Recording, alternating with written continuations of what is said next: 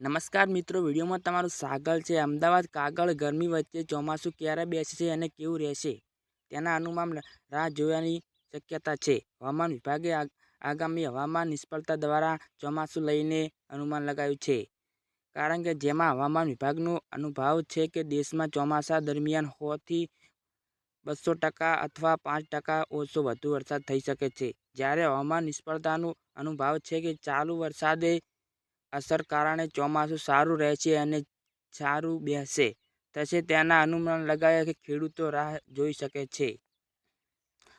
હવામાન નિષ્ફળતા અંબાલાલ પટેલે ન્યૂઝ ગુજરાત સાથે વાત કરી છે કે જાણ્યું છે કે એપ્રિલના અંતમાં ગાગળથી ગરમી ઓછી થશે।